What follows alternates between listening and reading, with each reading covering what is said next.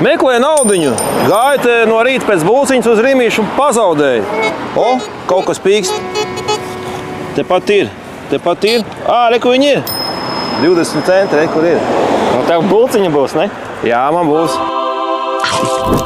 Un ko šis var atrast kaut ko? Op, reku jau ir. O. Viens ērīts ir. Šitas jā, viņš ir bērnu detektors iesācējiem, junioriem. Nākamā. Kādā budžetā viņi sākas? Šitas pat nemaksā 100 eiro.